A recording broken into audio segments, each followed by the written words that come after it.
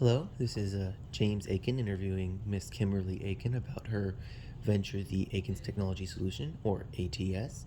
And this is the reason the screen is black is to keep her confidentiality as was requested. Now, are you ready to begin? Yes, sir. All right. Our first question is, how do you know you had the right idea to start a business? My husband and I had been installing satellites and technology for several years for several different companies. So we had the know-how, and we had bachelor's degrees in business, so we knew we had the business part down, we had the installation part down. And why were we working for somebody else for them to make the money when we can open our own business and make the money for our family?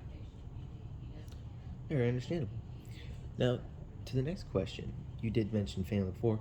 How did you handle adversity and doubt from friends and family? We were not met with a whole lot of that, but what we asked people to do is if they doubted us or had any negative comments, to please just keep it to themselves. It was, not beneficial for us to entertain doubt. We could not doubt ourselves, and we could not doubt the business, or it would have been doomed to fail.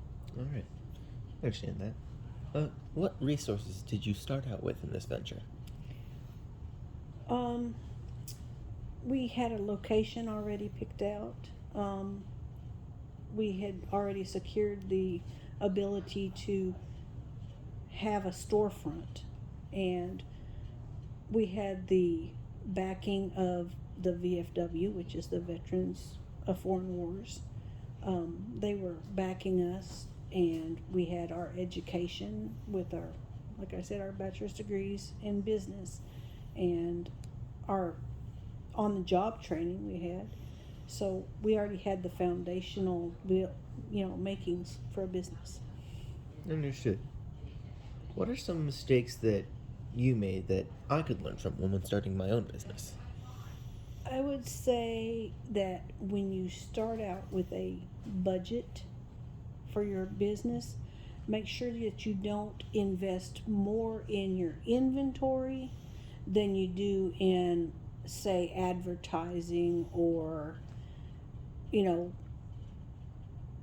budgeting for sales.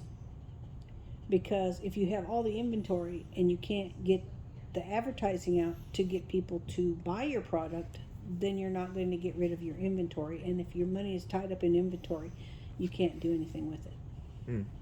I see. Now, what are 4 things you wish someone had told you about being an entrepreneur? That the hours would be relentless at first until you got everything set. Um, that you would need an umbrella policy for at least $1 million umbrella policy for your insurance starting day one. Now we did wind up getting an umbrella policy, but it wasn't for 6 to 8 months after we started the business.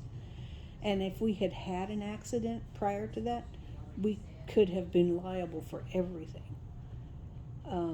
I would say taxes. You need to have your taxes in its own account. Don't count your money for your taxes in your budget. It has to be separated out, and it does need to be paid quarterly. And if you are going to pay it yearly, make sure you don't touch the money in your account for anything. That is not your money. Do not, we could take it out of here to, do the advertising so that we can get rid of our inventory, because if it doesn't work, now you're just behind on your taxes. And that is a federal offense. Mm-hmm. What characteristic or skill do you think is most important to have for an entrepreneur? I'm going to say critical thinking, being able to think beyond the immediate, being able to see where the future is going. Like, okay, say music. Entrepreneurs used to have cassette tapes. When some entrepreneur thought, I can do this on a CD. And then CDs went to digital copies. see how it progressed. And somebody has to be able to see a future to be able to expand into the future. I see. Very interesting analogy. How do you balance home and work life? Well, ours was a family business, but we had to take the consideration of our customers, which our weekends were our busiest time because that's when other people were off work and they would be home so that we could do their installations. So we took 2 days out of the weekday to have our family time and take off during the weeks on our slow days. Tuesdays and Wednesdays were our slow days, and those were the days we would close so that we would have family time and be able to, recuperate from the week before and recharge our batteries. Oh, that seems very nice. What drives you to keep going when it's really tough? The fact that we have children and we need to provide for them and provide for ourselves, and we also provide a service for the community. And even though it's tough sometimes, the community does have a need for it.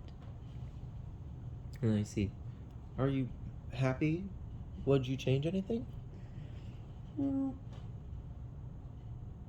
overall, I'm happy. I'm saddened by the fact that our business was shut down and because of family health conditions that didn't allow us to continue. But I think if we had it to do over again, I think we would have kept the doors open and just hired someone for that initial couple of years that we were dealing with the family health emergencies. I see. If you could narrow your success down to one thing, what would it be?